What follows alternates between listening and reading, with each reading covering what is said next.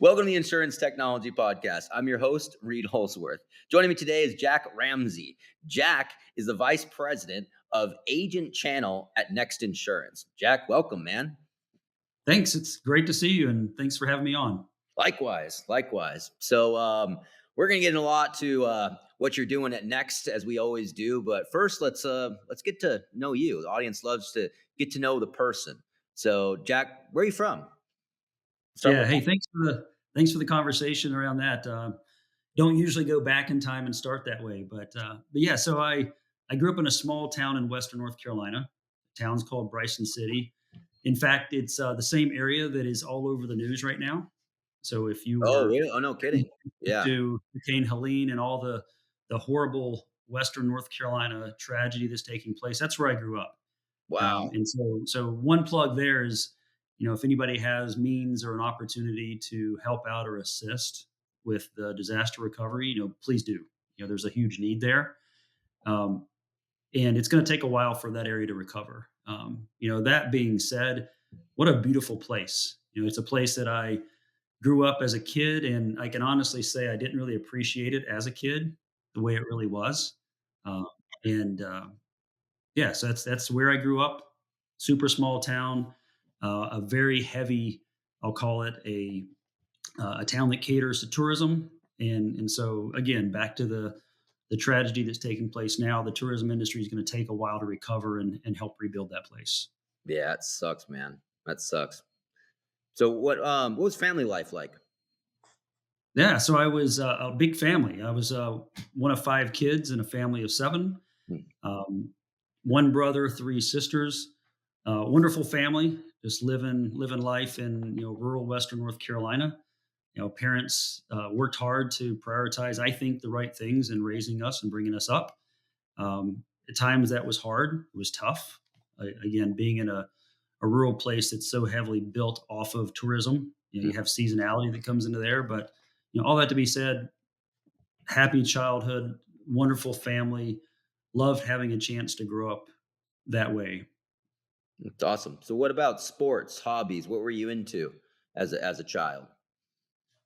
Yeah, so I love sports. The with my buddies, I was playing football all the time, but from an organized basis, I played baseball. Hmm. So I played baseball in high school. Thoroughly enjoyed that.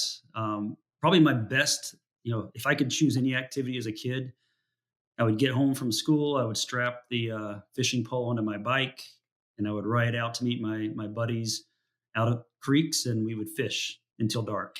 And so um, where we lived, that's something that's pretty unique and cool to get to do. And yeah, it's one of those you watch an Andy Griffith show or one of those old shows, and you see kids do that. That was me growing up. So like were they like spring kind of streams like trout and stuff like that, or more like bass and panfish and that kind of thing? Nah, full on trout. So these Oh, are okay. mountain Fly streams coming fishing then? out of the mountain. We'd fly fish or spinner. Yep. Yep. Oh, that's awesome, man. That's super cool. Like brown trout, rainbow trout. You get golden trout around there at all? So mostly rainbow, and you'd get this, like I said, when they would open up a lot of the national park areas that were closed off for dozens of years. You get some pretty spectacular rainbow. Mm, Um, Golden every now and then yeah. as you moved out toward the Asheville area, but primarily rainbow. I don't know that I can remember catching a bass until I was much older. That's awesome, man. That's ultimate. Like that's so cool to be able to, as a kid, to be able to just hop on your bicycle and go and you fish these awesome trout streams. Sounds like a Yeah, real and think about it. It place. was it was back in the day too, but I mean, no phones. Your Yeah, parents didn't know necessarily where you were or when you were going to get back, and you did your best to pedal back before dark, and made a day of it. something to be said about that, right? Like just being free in that way as a child. It's kind of different now. It's like everybody's tethered to this thing and everybody knows what everybody's doing. I mean, they're like, on Snapchat, like literally watching each other on where they're going and what they're doing. And like, yeah, when I was a kid, it was the same thing. I mean, we just like, I mean, I was raised by wolves. I just did whatever, whenever. But but most kids had to be home, when it's dark or whatever. But it's cool. I mean, it's something to be said to just be able to roam free like that, knowing that, oh yeah, hey, I got to get back. And sometimes you get back later than you wanted. Maybe your parents get mad or whatever. But like, It's so different than that now, and now it's everybody's afraid of all these bad things that are happening, to them, and just I don't know, and just the connection to the devices as well. Right. It's different, and Yeah. again, not to mention, a lot of kids don't even go outside. I mean, they do, but you know what I'm saying. It's different now. Yeah, So times are it's different. cool. Times are very different. Times are very, very different. Great way to put it. When you were a child, what was something difficult you went through? Like, what was something you had to overcome? I'm gonna get a little deep here on you, Yeah, Jack. no, this is actually a easy one for me, but, still a little bit painful. I was painfully shy as a child. Like, Hmm. I had a hard time making eye contact, bringing up my voice, making myself a center of attention. I love to be involved. I love to be around things that were happening. I just didn't want it to be about me. And so that was hard. I mean, quite honestly, to go from being that shy of a kid to being okay with, not only just participating, but, you know, getting excited about having an opportunity to tell a story or having an opportunity um, to be something bigger or different. And it took a while to get to that point, quite honestly. It was not until later in high school and certainly in college where I was able to break through that. Um, Hmm. but yeah, that was a tough one. And I recognize that and I see that in some kids today. And that's a great mentorship opportunity, I think, to come alongside somebody that I see experiencing some of Yeah. that same trouble. Why do you think that was, Jack? Just 'cause you grew up in a big family, lots of siblings, stuff like that. Just kind of like what if you were to, what makes somebody shy? I guess is the question. Yeah, I don't know that I can answer that. Yeah, There's I don't know either. good question, 'cause like I said, it's one thing to be shy and be a recluse, right? You just hang to yourself, but um, you know, still listen, love to be around people and love to be around activities and honestly even be like the best one at the activity, but just didn't want to have to then like say something or be brought up in front. It's I don't know that I have an answer to it. I know I experienced it and it wasn't something that I liked, but I knew that it would be great to break through if possible, and fortunately was able to. That's awesome, man. All right, let's move up the years. Let's talk about high school. What was high school like? What was your favorite band? What was your first car? And then let's get into first job. What was your Sure. very first job? Yeah. So in high school, like I mentioned, kind of just growing up and getting a little bit more, you know, comfortable in life in general. I grew up in the 70s and 80s. So from a band perspective, that's like when music was music. So, all the all the favorites, right? So you can go down a list from Eagles to Queen to Rolling Stones and Led Zeppelin, a Yeah. lot of favorites. But also you marry that with being in Western North Carolina and hopping on the bus to go to our out of town baseball games, and there was always going to be some Hank Williams Jr. playing as well. As you're on the way. But the funny thing I remember the most is Phil Collins and Genesis. As a favorite, and I was going back like, why does that stand out so much? It's Miami Vice. Like I Oh, love, hell yeah. and Right? so he was the music for Miami Vice, and that stood out for all those years. Dude, when I was a kid, like my dad actually, like during that time, that's all he would play. Like that Miami Vice like soundtrack. There was like a tape, and just listen to that song all the time. I love that shit. That and Lionel Richie. Yeah, well, it's the same thing. My dad loved that shit. But dude, It's funny how you tie that back to a show. Like right? that's where it came from. That was such But a good show. I don't care what anybody says. That was such an awesome time. There was so, uh, so much cool shit during the 80s. it was one of those favorite things to watch at the end of the day when it would come on. But yeah, in high school, I didn't have a car. I borrowed whatever car we had at the house. Loved them. Just didn't have one. Didn't have one until I was in college. Actually, when I graduated. But while in school, I was in the band. Played trumpet. Oh, no Um, kidding. yep, played trumpet. I played baseball. So I played baseball for the high school team, and I was in a Boy Scouts Mm. and finished my Eagle Scout. Oh, that's awesome. You go back and look at these like this mountain boy growing up time, and you kind of stereotypically predict the stuff that I would have been involved with, and I was in most of them. So, um, but that was that. And back to the, you opened up an interesting thing with the, shyness and getting out of something painful.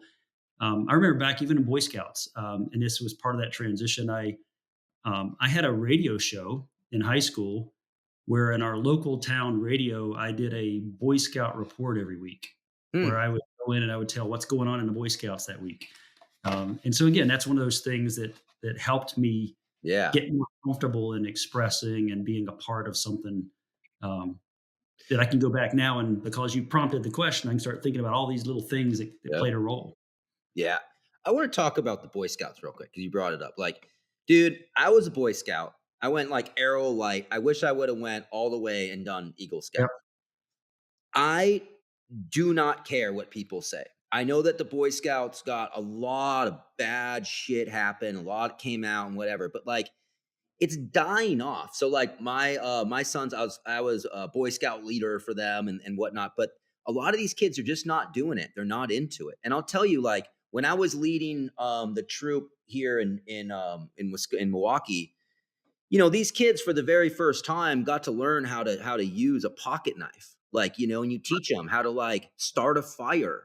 You teach them like how to like why it's important to like clean up trash outdoors and things like that. And there's just life skills and things. And like people are like, okay, duh, Reid, like who cares? Like, but no, dude, like I think the kids, it's really good. For me as a child, I grew up in Laguna Beach, California, in Southern California, and like it's awesome. That's a really awesome place. But it's kind of a metropolis, and there's not a lot of like real wilderness like there, like locally right there.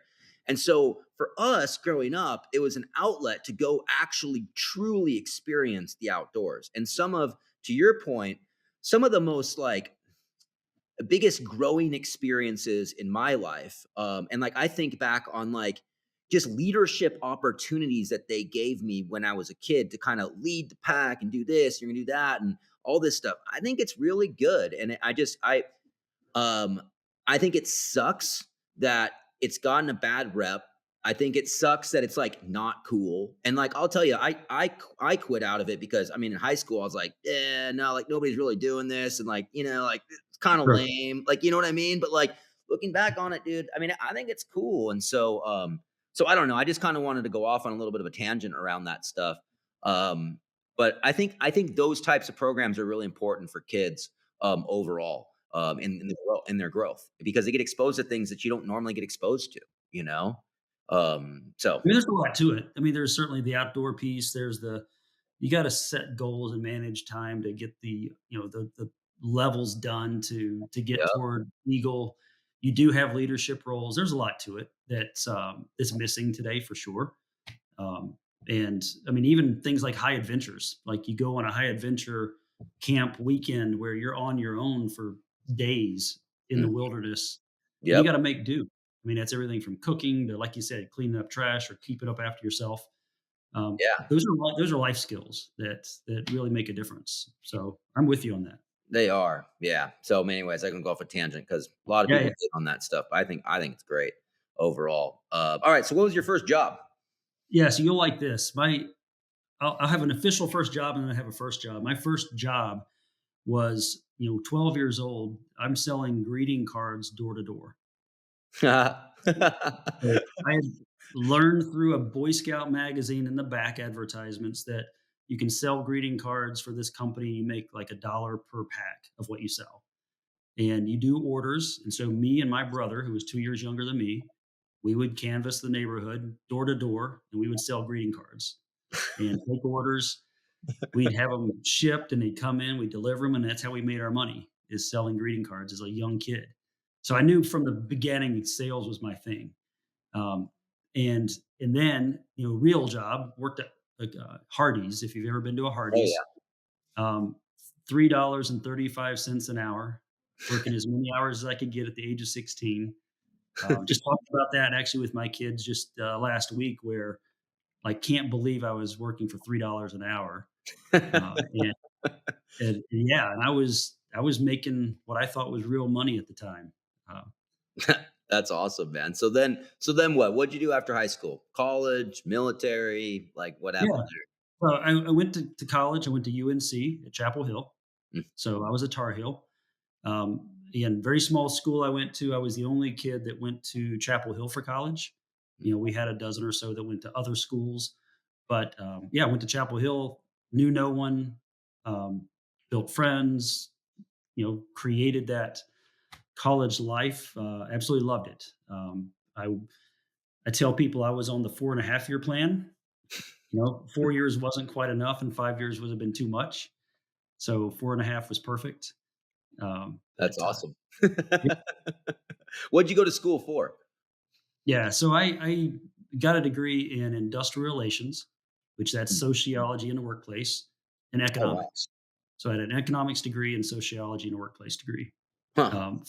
Fully believed when I went to school I was going to be a banker.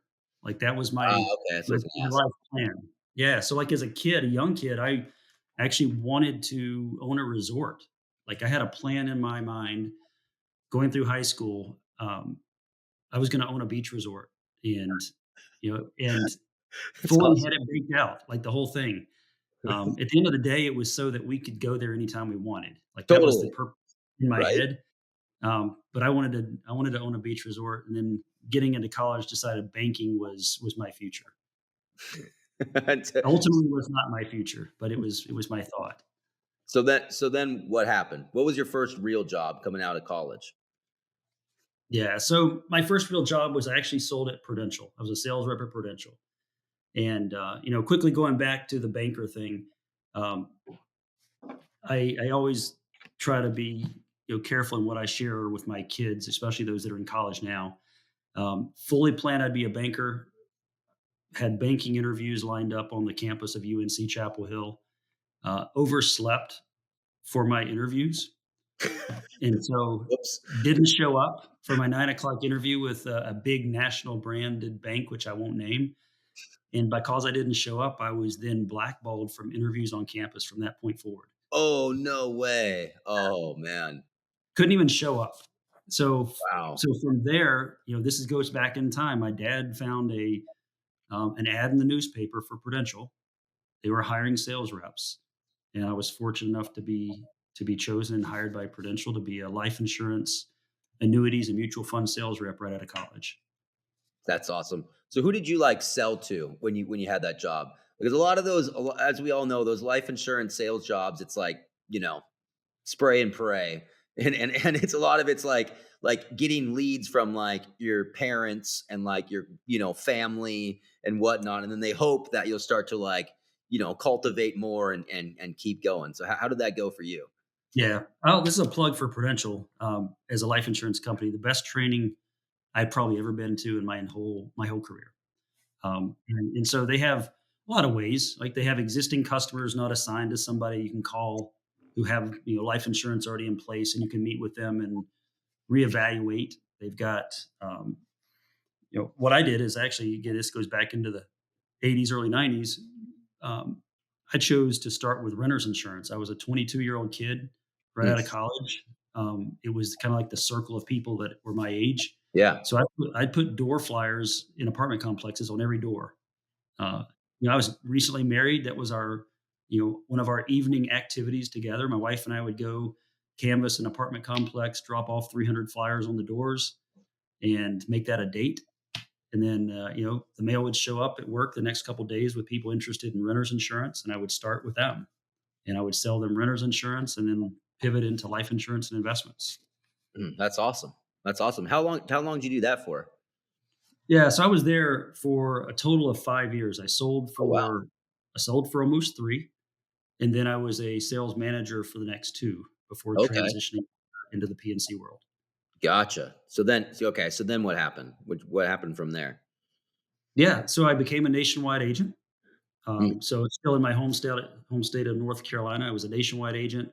What does Had that my actually mean? And I probably should know this, but what does that actually mean at that time? Like, you get an agency? Like, are you under an agency? Like, what does that mean exactly? Yeah, no, you're the agency. So you Okay. have a storefront. So I had a storefront in Greensboro, North Carolina. It was my storefront. I was So the do you have you're on the hook for that? You go get the storefront, the whole nine. They just appoint you to their products and let you use their systems, right, essentially. Okay. right, Yep. absolutely. Yep. Yeah, and so loved it. Like did well there, and had my agency. And again, I was this is the longest I'd been at one company, which was 13 years. Oh, The wow. Okay. first five, So you were a yeah, first nationwide five. agent for 13 years. No, I was an agent for the first five, and then Oh, okay. um, so kind of an interesting transition. A friend of mine in the town next door, not a whole lot older than I was, got sick with cancer. He had multiple office locations, and so I helped him cover while he was out sick. He ultimately passed away. Mm, But when I was helping his staff do that, um, it it made me think about managing. It made me think about helping other agencies be successful because that's what I was doing. And so at the time, my boss, my manager came in and said, "Hey, we've got a spot that's opening up to learn to be a sales manager. Would you be willing to think about that?" And mm, so I did. I gave up the agency, fully expected that at some point in the future, if I wanted to be an agent again, I could do it again, and I'd be better at it having been a manager. And so started the round as a sales manager, working my way up through nationwide, and never looked back. wow. That's awesome. So, Yeah, so then what happened after Nationwide? So you're there for 13 years and you're like, all right, yeah, why move on? sure. So actually, we moved to the home office in Columbus, Ohio, Oh, okay. nationwide. So I took a Yep. role in the home office in a business development marketing type role. So Mm, again, a lot of people don't take the opportunity to understand really what it takes to run an insurance company. Like you can be an agent and you have that role forever, that role. Um, but to understand the whole in and out of running an insurance company and how that helps the agents that at the end of the day sell their products makes a difference. So I did that. I worked at the home office for a number of years, came back out as a sales director running a territory, then was recruited to move to Chicago with Liberty Mutual.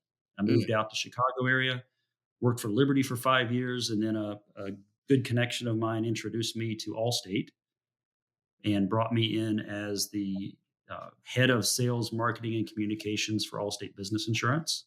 mm.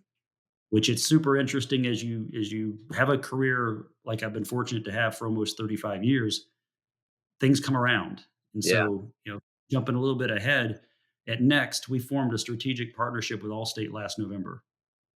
And that's to sell our products through Allstate agents. And many of the people that I hired at Allstate back in that day are still there now that I get to work with again. Huh. So it's super cool at how that's worked out. It's all But about then relationship.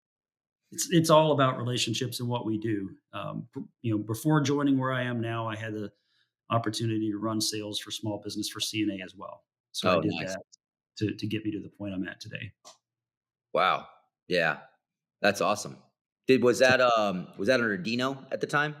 so Was that Dino, yeah, Dino was the CEO, Yeah. and I specifically led the sales organization for the small business part of CNA. That's awesome. That's awesome. Been doing that for a bit. So now let's talk a little bit about Next. So what was your last gig before Next is the question. Yep, I was leading the sales company for CNA small business. Gotcha. And now you're basically doing the same, right? Fair enough. Similar. Yeah, similar. But I'll tell you this: I get to wake up every day motivated and excited about being something different that Mhm. agents are looking for. And having had literally 33 years working with traditional insurance companies, to meet with agents day in and day out, them ask me the questions about, hey, there's got to be a better way to do small business because I can't put my people on this for an average premium of $1,000 a policy. Right. Every time they touch it costs me money. There's got to Yep. be a simpler way. And my answer was, I can give you a digital quoting service. I can let you quote digitally, but that's it. You're still going to refer to underwriting a high percentage of the time. You're still going to have to be involved. And they're like that. That doesn't help. Like I can't make this profitable. Mhm. And and so to be able to go from that environment, which I mean, it is what it is. It's a traditional insurance company world that's trying to become digital. Yeah. That's a whole lot harder than being a digital insurance company that's focused on a specific segment. So Yes. Next Insurance, I mean, you're in the tech world. You get this, Yep. but to be born as a tech company first that Yeah. sells insurance empowers you to do so many things and make decisions so much faster than if you're trying to turn the Titanic around as a traditional insurance company, that's built off of a people heavy model. It's just so hard for them to do that. Yeah. Give the audience like a pitch on Next. I mean, I obviously know Next, but like for those that don't know, give them a little, Yeah. So from the very beginning, so we're formed in 2016. We just had our eighth birthday. And in the first 8 years we've existed, we already serve over 500,000 customers. And the value we bring and the thing that we're solving for with our agents is that we're 100% fully digital carrier. So what that means is quoting, issuing, binding is 100% digital within seconds and minutes with no underwriting referral that can ever occur. No follow up forms, no follow up documents. When you issue the policy, you're done, you move to the next one. yeah. You pair that, Reid, with the best in the industry, and I believe this to my core, the best in the industry self-service capabilities for customers so that the agent can choose, right? If they want to still service it themselves, they can through our portal, which is super easy. But when they let the customers do it themselves, the customers love it. They can get their own certificates within seconds on their phone while they're at a job. They Yeah. don't have to call the agent and ask for help. And so when you pair those two things together and you can provide that digital solution, you now have made the micro small business segment, you've made that a profitable venture for an agent instead of a revenue drain. Yeah. And that's something I could never have done before. And Next is uniquely focused on that. Well, you guys have made some really strategic you've done some really strategic partnerships as well, that said, because you're able to embed your stuff in a lot of these workflows across the industry. I'm sure that that's Yes. helped. Some probably better than others. Like I know you can get into it if you want to get into it, but I'm not going to get in for you. But like some of these big giant names and all this, and we're doing all this. We know sometimes those aren't the best, but it's looks great on the press release, right? But Of maybe course. maybe it doesn't end up being the best overall. But yeah, Yeah, but you guys have done a lot of that. From we my have. yeah. We have. So in that digital environment that has been built at Next, we have a lane. I call it a lane that is on the micro small business side. And Hmm. why that's important is um, I did it in the past. Too many carriers today still call small business, and that runs a range from the smallest minimum premium account all the way up to the small end of middle market. Yep. And when you think of it in that breadth of a span, some of it can't be digital. Some of it is Right. complex.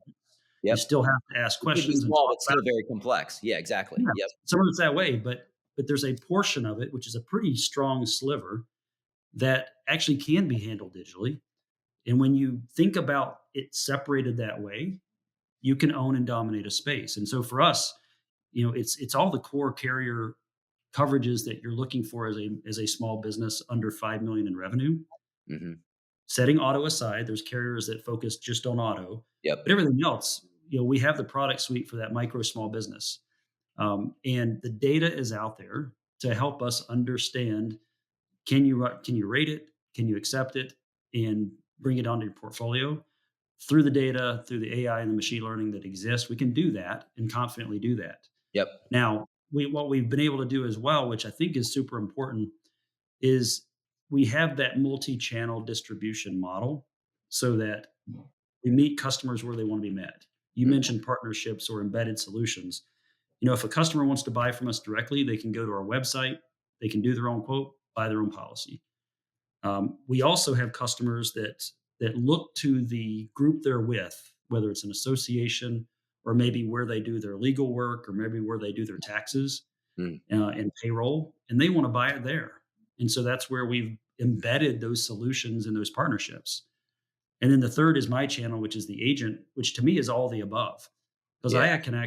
I can actually take my direct to consumer experience and through a link give that to the agents we work with. So Totally. if they want to that run 24 hours a day, 7 days a week, letting customers quote themselves or even buy their own policies, they can do that. They get the benefit of what we built on a direct model. Same thing with partnerships. We have agents that are big in programs, and I know you know some of them, Hmm. where they have the exclusive endorsement from a franchise or from an association or a buying group, and I can mirror much of the model we built in an embedded environment for the agents that do that as well. Hmm. And so that's something that's unique to us, to where because we've got the multi-channel distribution, I can actually take advantage of what that is and bring that to agents in a way that no other carrier can. Who would you say you compete with? Like, who, when you look at like the, and maybe you don't have to answer this, but like, who is like your real competitor? Would you say like Hiscox?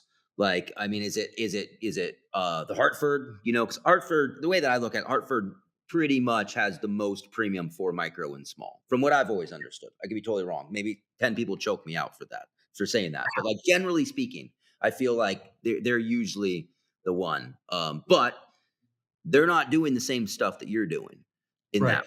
So it's Right. like, so I mean, it's different. It's more traditional. Hiscox has definitely done a lot more digital, and like they're a little different. But I don't know, just question. Yeah. No, and it's a fair question. I consider us competing head on with the national brands. Yeah. The differentiator being, I don't try to play in that large small business space. Yep. I own Okay. and Fair enough. dominate in that micro space that, I let them answer this question, but I don't know that they really want to prioritize that space. They Mm, probably do it in some cases to get access to the larger accounts. mm, Um, and the only reason I say that is too many times, and again, I won't use a carrier by name, but too many times they expect the agent to settle with a pretty crappy experience for micro small commercial so that the agent will have access to the larger stuff. mhm. And to me, that's an opportunity we have as an industry, is to, like, truly decide what your lane is and own it, Yeah. and let somebody else own the part you don't want. Like, let them dominate that space, and not put the agents in the position where they have to settle for something less than perfect just to have access to your larger small or your middle market capabilities. Yeah. Loss leader, right? Yeah. Or for someone like us, it's the leader, right? It's the Yeah. I way know. Totally. Yeah. Yeah. Yeah. value How we it can is. bring. Yeah. Yep. Yeah, but to them, it is a loss leader, and that's where I think we could do a better job as an industry. Yeah, that's pretty cool, man. I mean, if I'm an agency and I want to have some sort of online experience, quote bind online, whatnot, or embed it, I have a customer that I do all this other stuff for, and I can embed it in their thing and Mhm. whatnot. That's pretty awesome that you can provide all of that. Are you guys are you pretty picky about agencies as far as appointments are concerned? We're open. I mean, we're appointing and onboarding agencies every day, Yeah, uh, yeah. and so to me, I look at it as I support and work with agents from the smallest retail agent that's a one-person shop, all the way up to the largest national brokers and agency groups. I work the whole span. Our value proposition fits all of them, and creates revenue. Where I have an advantage, I think, is in a prior life, I would have to go to an agent and say, if you can't deliver a certain amount of premium every year, then I Yeah, can't right. work with you, because I have to assign a human underwriter. I have to assign all kinds of support people to you to do that. And in my world today, I'm a fully digital model. It doesn't cost me any more to let you work with me than it does for the guy that's writing $1 million a year. Right. System is still the system, and then to them, one of the things they love the most is it is that easy. That Mhm. the guy that writes one policy every month versus the guy that writes a policy every day, it's no harder for the infrequent person than it is for the frequent person. It's Yeah. that intuitive, it's that simple. It's a streamlined digital model that works for everybody. That's super cool, man. Yeah, I see many more people kind of coming into that space in the future. But you guys are definitely leading the pack in that way, which is awesome. But So congrats on the success in a short amount of time too. Very short amount of time. Yeah, and we're just getting started.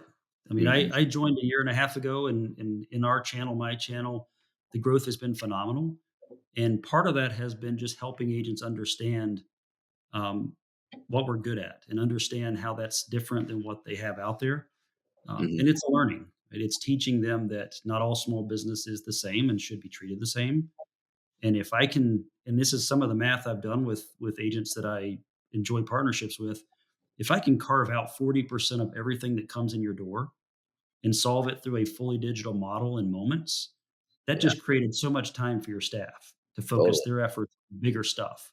Mhm. And we just multiplied revenue. We didn't just add it together, we multiplied it and made it much bigger. Totally. That's awesome. Here's a question for you. If you could fix one thing in insurance, what would it be? There's two ways to hit that in my opinion. They're very different. One is we have a huge talent gap that's not only right now, but it's going to be bigger, I think, over the next several years as, folks in the number of years I've been doing this start to retire. Yeah. I don't know that we have enough talented, really strong people to fill it. Mm. And so I think we need to find how to bring on great people in our business. Knowing how phenomenal it has been for my career, who would have thought, right? When I missed my interview that I would end up having the career of my life. Right. Um, I wouldn't have predicted that. But if you're successful in what we do, it is an amazing career. And we need to bring more people into that. So that's one area. But I think maybe completely different, gets back to what I mentioned before. And it's pick a lane and own it. And we Mm. don't do a good job of that in the industry. We try to be all things to an agent. And the message I use and I use all the time is, identify what you're good at as a carrier and be great at that. Like double down on that and be great at it. And make the decision that you're going to do that and do it incredibly well. And that can take you in places you've never been. But Mhm. again, if we just try to pretend everything is the same, should be handled the same, um, we're not going to get we're not going to get where we want to be, in as an organization. Totally. Absolutely. What technology do you see bringing the most impact to our industry over the next few years? So I saw this at the event there in Nashville, and I know I'll see it in ITC in a big way. There's Mm. so many vendors and providers of stuff. Like, it could be data, it could be AI tools, it could be contact tools.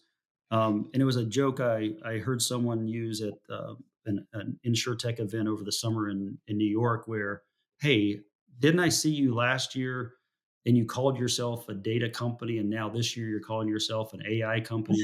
And next year, I don't know what you're going to call yourself, whatever the name is.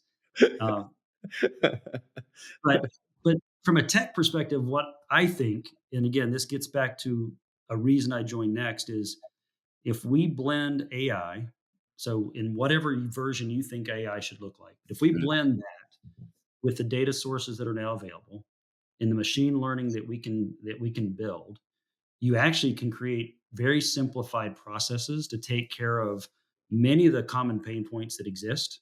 Mhm. And so use easy examples. Like an agent wants to understand your appetite. They can Yep. either pick the phone up and call an underwriter, Yep. however, who knows how long that's going to take, just Yep. to ask, would you take it question. Right. But what if you ingested that same document that the underwriter is looking at into your AI tool, figure out over time how many times people are calling asking that question, do some machine learning, and you serve it up ahead of time. And you can do that through some AI technology that doesn't require a person. You can do similar things in claims. You can do similar things in how we service customers. Again, you keep people focused on the complex things that need to have a conversation, and you use these technology solutions to come together to address the pain points that they can address at the same time. And I think we've already started to see that, and I know that that's going to continue to improve probably exponentially faster over the next few years. Oh yeah, 100%. 100%. And I think we're ready for it too as an industry in that way. And so Yeah. yeah, it's pretty cool times. I agree with you, man. We're gonna see a lot more of that stuff happening and it's gonna be good. It's gonna help a lot and it removes kind of that just redundant kind of I want to even call it friction that we have of what think about the relationship that you have with an underwriter calling them all the time and going, "Hey, will you take this? Hey, will you take this?" "No, Mhm. I told you 2 weeks ago, we don't do that," or "Now we do, yeah," and, like, all this as opposed to not and submitting something that is 100% perfect when the underwriter gets it. Like Yeah. all the data, all the things, that they're taking it and because it's happening at the glass, right? It's that the glass Right. is telling you. And so yeah, and that could be AI or not AI, like whatever that is, but it's just, getting what's on paper, what's in people's brains into these systems to then basically walk you down a path of what needs to be done in the right order, right? As an industry, we don't do that, and for a number of reasons. But a lot of that is coming, and AI is opening that up. Like you said, take the underwriting guidelines and throw it into whatever, and there you go. Start asking it questions, right? You'll get some pretty good answers. Yes. But companies, technologists are doing that and taking that, and then they're productizing it. And it's not just an agency trying to figure that out. They're really building technology around it to solve that problem. And then once you solve that problem, you check off that box, then what? And so it's going to be pretty neat what's going to happen over the next few years around that stuff. Yeah, I think so too. I think so too. Yeah. All right. Another question for you. What kind of advice would you give to a young entrepreneur coming into the insurance technology or insurance industry space? Yeah, I've actually given this advice to a few folk that I met at a recent event, and it's as best you can, don't just simply try to copy what somebody else is doing and be another one of them, but find a differentiator that you can do alongside that to stand out. So, like, take the time to understand what the pain point is that that thing is trying to solve for, and address it in a way that someone can look at and say, "I'm gonna pick you because you get it. Like, you actually addressed what I'm doing, and I can tell that different from the other 12 people that look just like you out there as, a new technology organization." But look for that differentiator. What can I do in that same space of what everybody else is competing in to set myself apart as a real differentiator? I totally agree, man. I think that was happening a lot up until a couple of years ago, and a lot of the money kind of dried up. But there was all these startups popping up all over the place, and they were just like copying each other with just a different animal brand, but they're all doing the same damn thing. And it's just like, how do you think that's going to end? Right? Like, not to say, hey, you might be solving a really great problem, and maybe yours is better, faster, or whatever than the next guy's, but like, is it though? Like, what makes it so much better? Right. Um, and so I think that's really, really great advice. Really great advice. All right, I'm gonna pivot. I'm gonna switch it up. All right. We're gonna get into a little bit of some leadership questions. What does a leader mean to you? Yeah, that's um and I honestly I'd like to think that others might consider me that. I do my best to be a leader.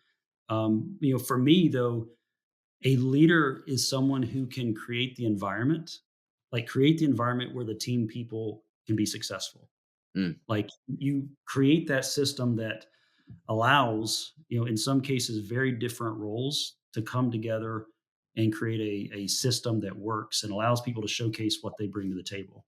mm. And in doing so, you create an environment where people want to be.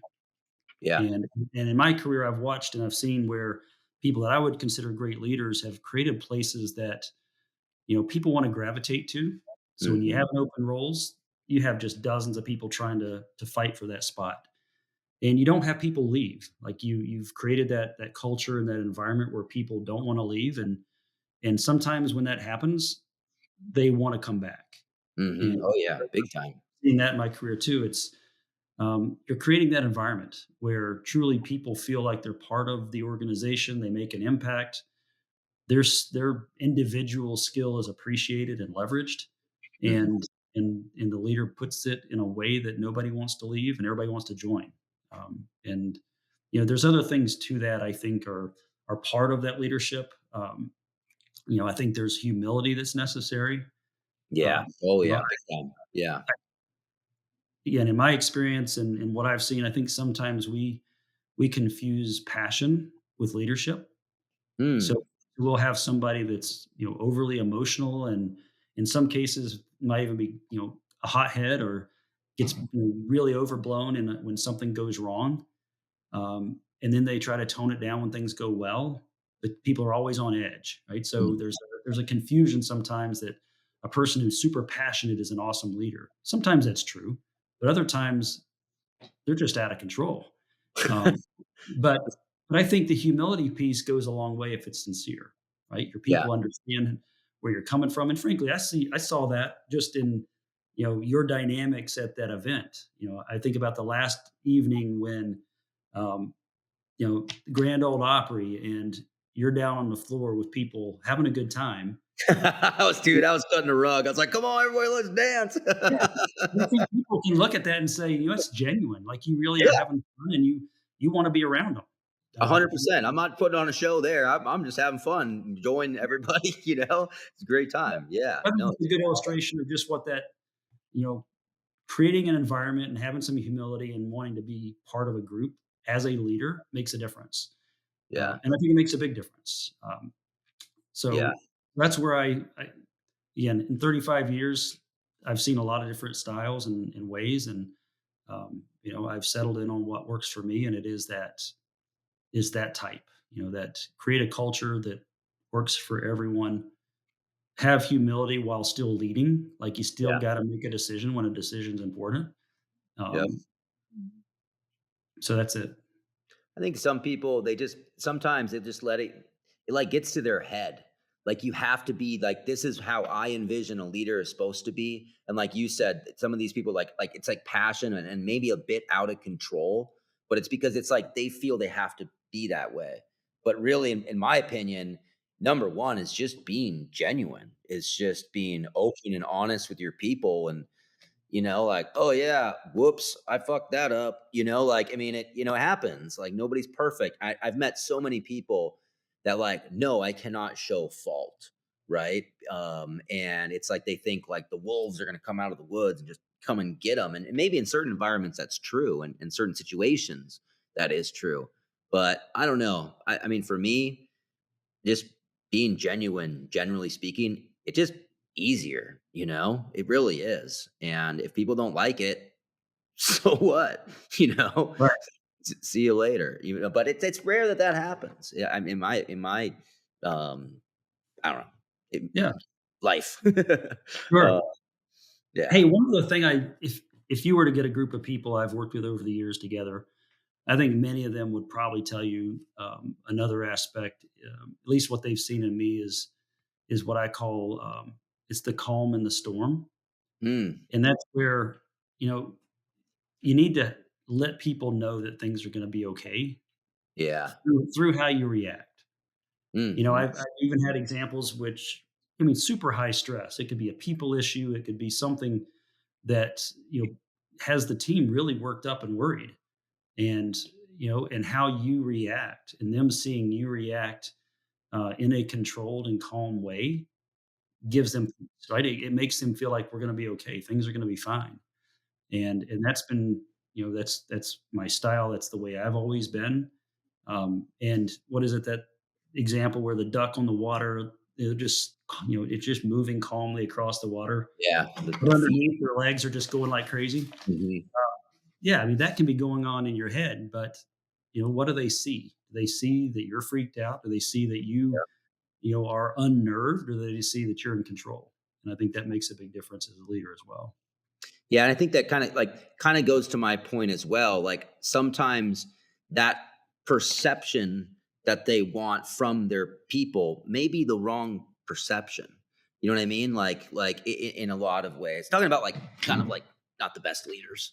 I guess is what I'm talking about. But do you consider Yeah. yourself a leader, Jack?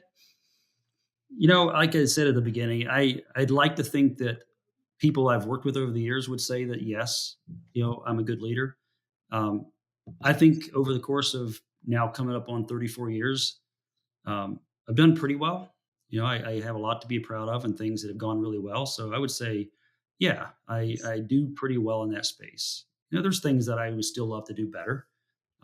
But what I at some point when I retire, I'm going to be excited to look back in my phone contacts and Hmm. see the hundreds and hundreds of people that are in there that I can call at any moment of any day, that I led, and they will take my call, and we'll be able to have a good buddy conversation. And I think that's a testimony to a career in leadership. Absolutely, absolutely. All right, couple few more questions. We're gonna wrap it up.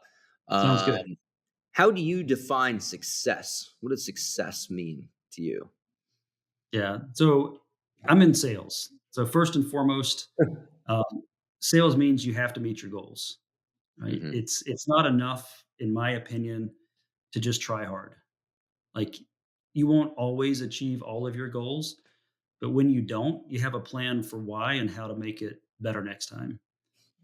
But first and foremost, you got to hit your plan. You got to hit your goals. You got to hit your numbers, and where and when you may fall short, you've got a plan to make it work, and you are all over that. The second one actually goes back to the comment about leadership. Success to me is creating that environment where people know you care, first of all, and you create a culture where their talents can shine in the role they're in, and people want to be there. Like, I have had in times of my career, um, roles where I could post a position and get zero applicants. And it's because the environment is so poor. Who would want to sign up for that? Right, Then after spending the time and coming in and identifying, what is that, that team persona or the way that culture should look, build that out, and then you post a position and you have more people you could even interview, mm, and you've got a bank of people that are ready for the next position to get appointed, so that you can appoint them or bring them on board. So it's back to creating an environment where people want to be. That's success to me. Crushing your goals is success to me. mm. Uh, and looking back and having those pride factors, those pride things you can say, what, I had a place there. I played a role there. I got to be part of that. And and going back to the next story, that's one of the cool things about being here, being in a company that is creating a true differentiator in the small business industry, and being able to see the impact of telling that story to the agents you care about and helping them grow their business. That's awesome, man. That's awesome. How do you give back, Jack? Do you give back? Yeah, yeah. I mean, my whole life we've been part of church families. So I've spent so many years working with youth at the church. Mm, Um, we moved to San Antonio now 3 years ago. Haven't really gotten plugged as much in yet since moving here post COVID as I would have liked. But yeah, pour into kids. One thing that I also have started to do is financially play with the children's hospital, mm. contribute there, knowing the good work that they do. Disaster relief is another one, like I mentioned, that Yeah, area that's hit so hard by this recent hurricane. So we do financially, we financially help out, but I think the youth is a place that I'll always play a role in giving back, mm, because I think they need it. I think they need help and mentorship anywhere possible, and quite honestly, are just looking for some good people to come alongside them. totally, totally. That's awesome, man. That's really cool that you do that. Aside from time with family, what do you do for fun? Yeah. So I still fish. In fact, I Oh, nice. I was up your neck of the woods last weekend. I was up at a little place. It's called Harshaw, northern Wisconsin. Okay. It's in the lakes. Big Bearskin Lake is where we go. But every year, our buddies and I go up there and we fish, catching muskie and That's true. pike That's what I and was gonna say. bass. Yeah, that's awesome. An Yeah. awesome time. We love to do that. So I still do that. But the other thing I do, and I don't tell everybody this because they sometimes look at me funny and think I'm crazy. I got started metal detecting with my youngest son, Oh, and yeah. and so, it's not about going out to a park and finding somebody's jewelry, but Yep. there's so much history, especially Yeah. in Texas where I am now, where you can metal detect a farm or you can metal detect an old building site and find some pretty cool stuff. I mean, like Civil War bullets and Civil War buttons from coats and some really neat things when you have areas that have the history of where I am. It's just fascinating. That's super cool. When I was a kid, I always wanted one of those because, like, growing up, like you'd see them, like people doing it on the beach all the time, and they'd Yeah. find they would like a lot of people would find like, especially like the beach is super populated, like jewelry and all kinds of stuff. But generally, like, there's an old park here in Milwaukee, and one time there was a dude metal detecting, and it was just sad. He's like, "Look what I got!" And it was like old coins, and like it's like because this park's been there, forever and there's been so much that have gone through it, and it's pretty cool, man. I could appreciate that. It's fun. It's pretty relaxing too. Just kind of do Yeah. almost meditative in its own way.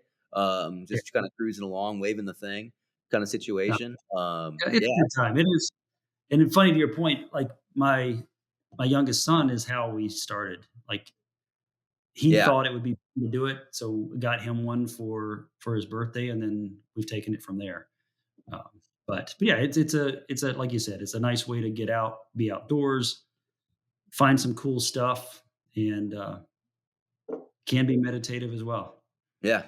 If you had unlimited time, what would you do? And money, I Yeah, guess. To sure. be able to afford your unlimited time thing. Yeah, I would travel with family, Hmm, and this has become even more top of mind for me because I moved to San Antonio 3 years ago because my oldest son and his wife live here, and they were having their first child, our first grandchild. And so, getting to see him grow up, um, I mean, he's like my best bud as a yeah, little guy. that's And so to awesome. have experiences with them and be able to travel and do things, you know, if that was an unlimited opportunity, I would do that all day long. That's super cool, man. Yeah, I could see it. All right. Last question. What is your drink of choice? Yeah, so I'm gonna ask you the same question. I'm curious. Yeah, so for me, you know, I love an old fashioned. That's Mm, my probably my go-to favorite. Um, but the real answer to that question is Dr. Pepper. And it actually is funny. It just goes back to being a kid.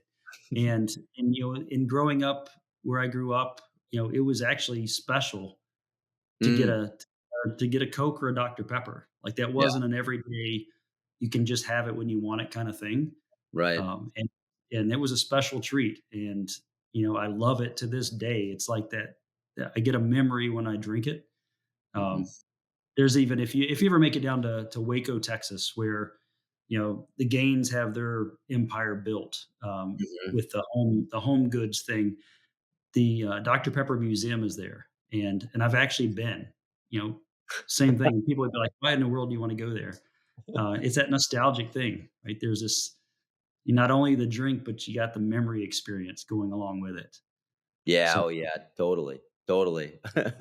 yeah. Uh, So how about you? What's your drink of choice? well, right now, my drink of choice is a margarita. I don't know. I've been on this margarita kick for a while. I think it's kind of funny too because like I'll go to bars and be like, "Can I have a margarita?" And they like, look at me funny, like I don't get like why am I being like profiled right now? Like what kind of judgment is being put on me because I'm ordering a margarita? Do guys like me don't normally order margaritas? I don't know. But anyways, I love drinking margaritas. But I would say historically, probably favorite drink overall. I love a good martini, man. Hendrix up, dirty, not super dirty.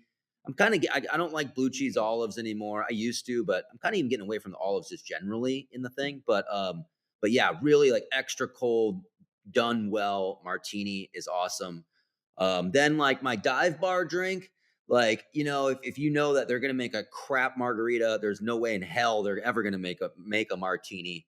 I'll do a Jack Coke with lime That's because nobody can mess that up. a good plan. That's a good plan. But, I'd say overall soda-wise, though, I would go 100% just Coca-Cola, period. I love good ice cold Coke on ice, awesome. But yeah, that would be mine. When I was a kid, it was kind of the same way. Like my brother and I would get like a soda and we like share it, every Yeah, once in a while. That was before like everybody got everything they could ever imagine like it is now, right? But yeah, so I go Coca-Cola for sure. Well, Jack, this has been awesome, man. Thank you for joining us. This has been great. excellent. I Same. appreciate Thanks all for your the insight and time. everything. Great to spend the time with you, and, yeah, maybe we'll grab a drink together in the next couple weeks. So this Yeah, I'll probably actually be seeing you like tomorrow because all going. We'll be at the big event, the exactly. CIAD. So that'll be fun, man. I'll see you. We'll Sounds definitely hook up. All right, Jack. Thanks again, man. I appreciate you. That's a Yep, wrap. same as well. Great seeing you. Thank you.